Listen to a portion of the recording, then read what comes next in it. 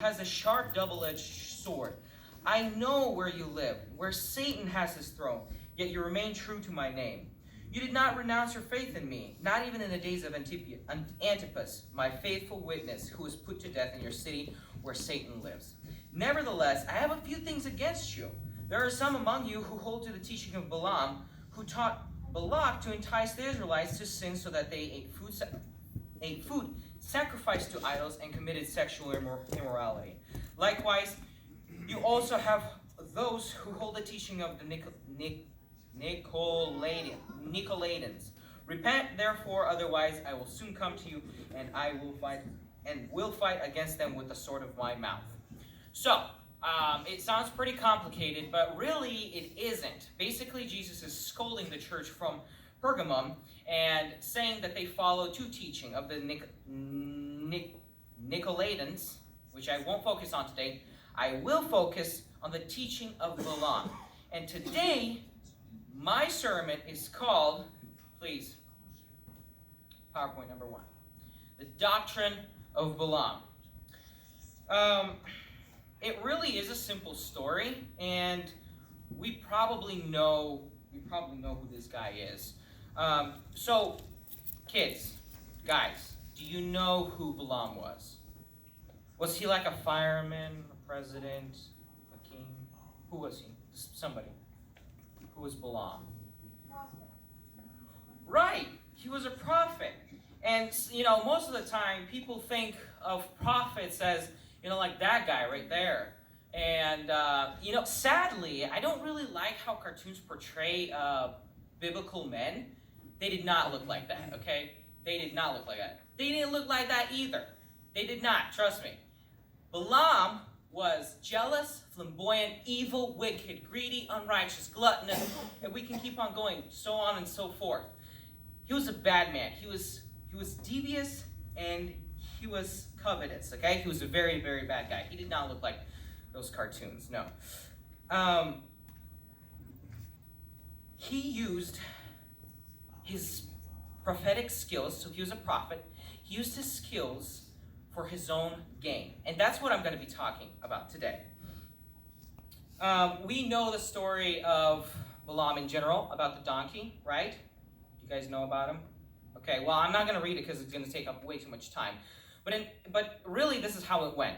The Israelites, they were almost in the Holy Land. They were about to cross the river of Jordan. And Balak, the king Balak, he saw them and he's like, oh wow, I need to get these people off my land. So he's like, I need a legit prophet. So he found Balaam. He's like, hey, can you go, put a curse on them so that they're going to leave? And Balaam was like, let me pray to God and ask him what he thinks. So he prayed and God said no. But then King Balak, sent some more messengers, and this time with a ton of cash. And so Balaam is like, okay, wait a minute, I got to pray to God. And God, should I go? God's like, okay, well, I guess go. He probably saw how Balaam really, really wanted to go. And so he's like, okay, go. But just do what I say. Do what I say, okay? And so he's walking at this donkey, and this donkey stops walking. Balaam beats the donkey because the donkey's not listening to him. And then the donkey's like, and he starts talking. The donkey starts talking. He's like, there's an angel right there. And then the angel reveals himself. Balaam falls on his knees and says, I'll do whatever you want. And the angel says, do what I say. And they get to the place where he's supposed to put the curse on the Israelites. And he's like, okay, Balaam is telling Balak, hey, build me 7 altars. And it's not just 7 altars. He actually built 21 altars in total. And he burned lots of sacrifices. And Balak was hoping that he's going to curse the Israelites, but every single time he was just blessing the Israelites. He was just blessing them. And after that, Balak is like, well, you're blessing them. I told you to curse them. So he obviously didn't pay him any money. And this is where most of the people end that story. The donkey talked. That's how they call this story, the talking donkey. But that's not where the story ends. Okay, it's more complicated than that. And so I want to read, after that happened, Balaam still wanted the money, okay? He was a devious man. He was devious, meaning he was trying to find he was trying to find himself gain. Okay, that's what he was trying to do in a covetous way. So he still wanted that money, right? This is what he did. He's like, okay, we can't curse them because God won't allow that because they're holy people. We can't just curse them, but we can do something cooler, okay? You see, men have this tendency, we have this weakness with women, okay? It's very not so innocent. But Balak is like, we have these pretty women. What we're going to do is we're going to send them out to the Israelites and let our women do our job. And after that, after, bad things happen, I guess one way of saying is venereal acts happened. You guys can talk with your parents about that. After that happened, God then became disappointed with the Israelites, and then he smit them, and they died. So this is what happened. Numbers 25, 1-9 states this. While Israel remained at Shittim, the people began to commit infidelity. That's what it's called. It's called infidelity. You can talk with your parents more about that. With the daughters of Moab. For they invited the people to sacrifice of their gods, and the people ate and bowed down to their gods. I don't know. Can you see? You guys can see. Yeah. So Israel became followers of Baal of Peor, and the Lord was angry with Israel. Oh, mind you, I did highlight those words. They committed infidelity and ate and bowed down to their gods. Those are the two things that they did that were not right. That happened as a result of Balaam's counseled advice to Balak. They didn't even have to fight them. Numbers 25, 4-5 states this. And the Lord said to Moses, take all the leaders of the people and execute them in broad daylight before the Lord, so that the fierce anger of the Lord may turn away from Israel. So Moses said to the judges of Israel, each of you kill his men who have become followers of Baal of Peor. Then, behold, one of the sons of Israel came and brought to his relatives a Midianite woman, in the sight of Moses and in the sight of the whole congregation of the sons of Israel, while they were weeping at the entrance of the tent of meeting. While Phinehas, the son of Eleazar, the son of Aaron, the priest, saw it, he rose up from the midst of the congregation, and took a spear in his hand, and he went after the man of Israel into the inner room of the tent and pierced both of them, the man of Israel and the woman, through the abdomen. So the plague on the sons of Israel was brought to a halt. But those who died, guys, there was a lot of people who died in the plague, were 24,000 in number. That is a lot of people. So I come from West Plains, right? West Plains is a small town. It's like 20,000 population. That's like our whole city dying right now. It's just like kaput, just gone. That's how many people died. And that happened without the Moabites even lifting a finger, like the army they weren't even fighting, they weren't like working or anything. Balaam had this great idea, he gave it to Balak. Balak ordered the women to go there. I don't think he actually even ordered them. I think the Israelites found them themselves. But regardless, the Israelites sinned and God himself punished the Israelites. Now, so here is a quick recap. Now, this is for you guys, okay? Put that smiley face that you guys, kind of like me. All right. Balaam, a prophet from Mesopotamia, was willing to use his God-given talents. All right, who was the prophet? What's his name? Please, any of the children. That's right, Balaam. He was using what? No, he was using his talents. Whose talents was he using? Right, he was using his God-given talents for illicit purposes. Illicit meaning bad. He was using them for bad purposes, okay? Now, mind you guys, we all have talents. And we all have the ability to use them for God, okay? We all have that chance. And it's up to us how we use it. Even though he knew, Balaam, even though Balaam knew Balak was God's enemy, who was God's enemy, guys? Who was that? Not you two, guys. I know you guys can answer. Yes. That's right, Balak. It's highlighted in red. Balak was God's enemy, and he tried Balaam. Balaam tried to sell his prophetic gifts to help him. When that didn't work, Balaam counseled Balak on the most effective way to weaken Israel. What did he try to do? What did they try to do to Israel? They were trying to weaken. That's right, they were trying to weaken Israel. This was through seduction, using Moabite and Midianite women to tempt the Israelites into venereal relationships and into pagan rituals. The Israelites who participated brought God's judgment upon themselves, as we just read in Numbers 25. They brought God's what onto themselves? Please. Okay, yes, judgment. That's exactly right. That's what happens when you do not use your talents. When you do not live for God.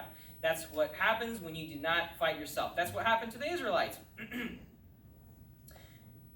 Okay, so that's a quick recap of the story itself. But then the question is, what is Balaam's doctrine? All right, so guys, doctrine is a very complicated word, but it's not really complicated. The word doctrine means teaching, okay? It means teaching.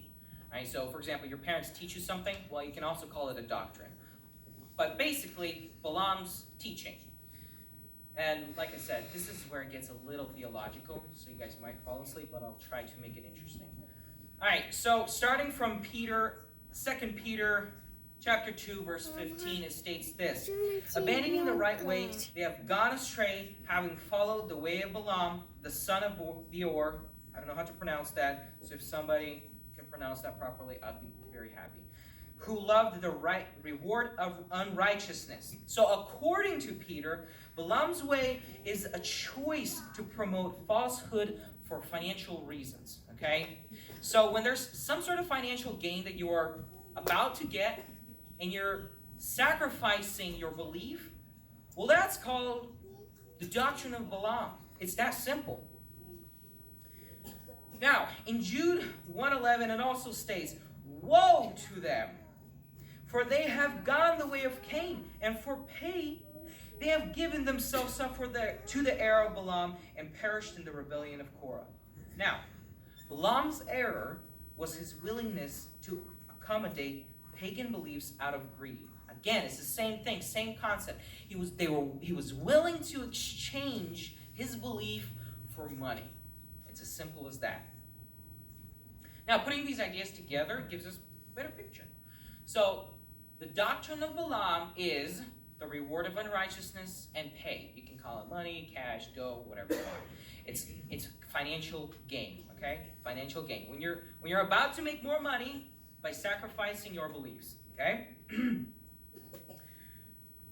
So, in Leviticus 20:26, it states, you are to be holy to me, for I, the Lord, am holy, and I have singled you out from the peoples to be mine.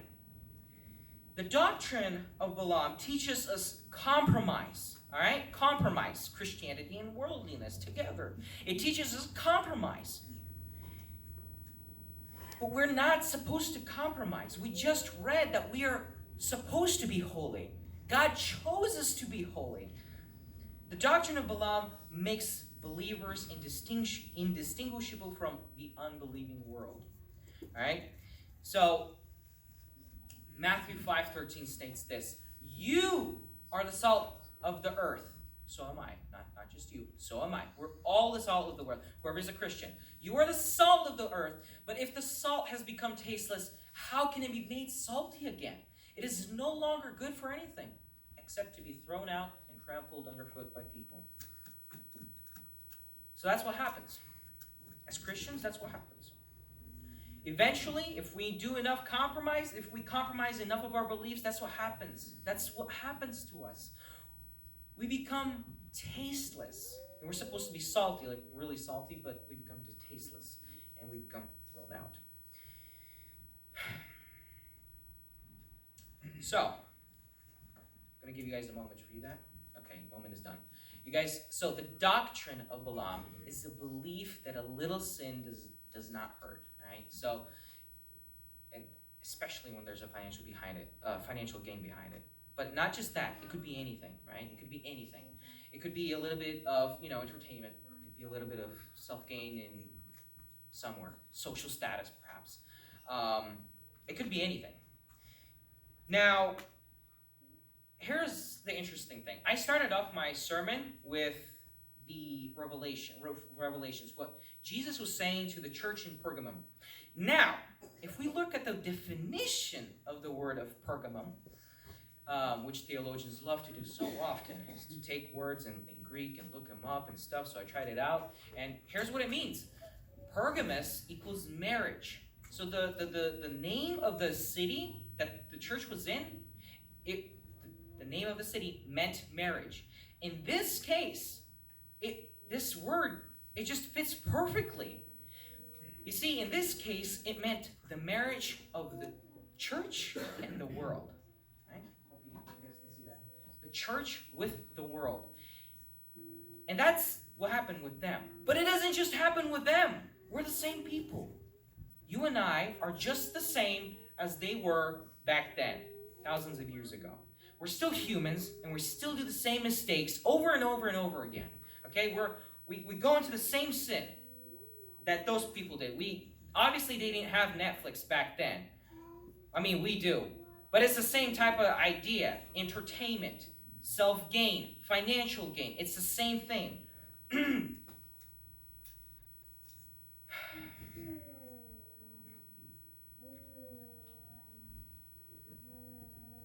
Well, here's the thing. All of us are going to have an end, right? Yes, we all will have an end. And you might be asking, well, what's the end, right? There has to be an end. There's always a beginning, a middle, and an end in a story. Well, what's the end in this case? The end is really simple. Oftentimes we don't like to hear it, though. So this is what happened to Balaam. This is his end, because we don't like we don't oftentimes like looking at ourselves, because looking at ourselves is just humiliating. Oh, it's treacherous. It's terrible. So let's just look at Balaam. So Numbers 31, verse 1 through 3 states this.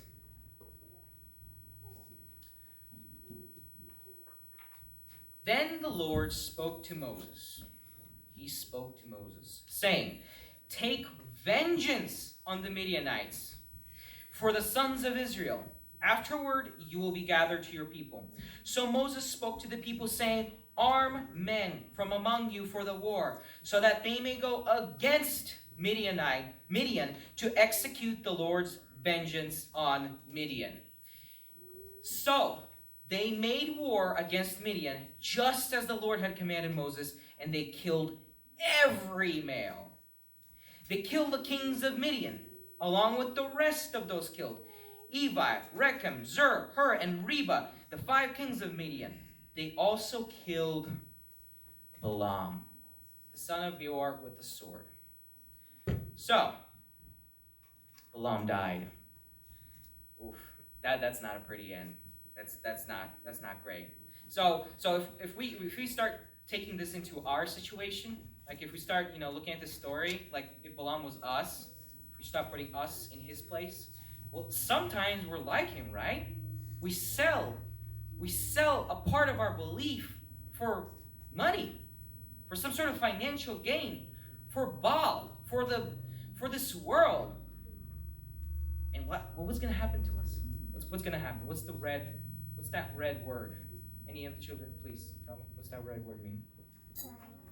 That's right. Exactly. He died.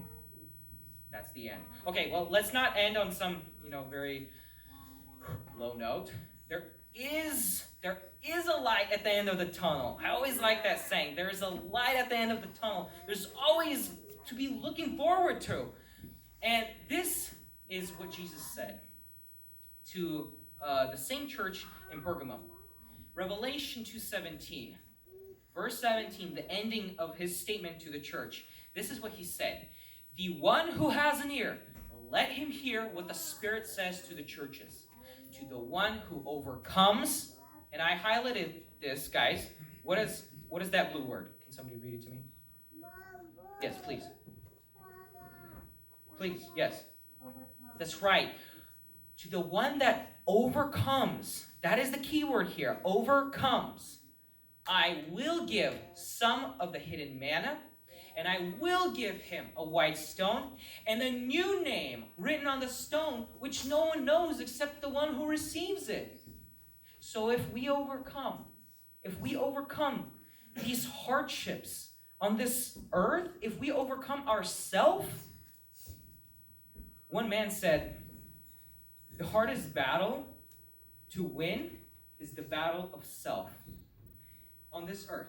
That's the hardest battle of self. If we overcome ourself, we will receive those gifts at the end. So there is a light at the tunnel. There is a light. And we should be looking forward to that. And my 25 minutes are up. And so that's it, guys. Amen. Let's pray.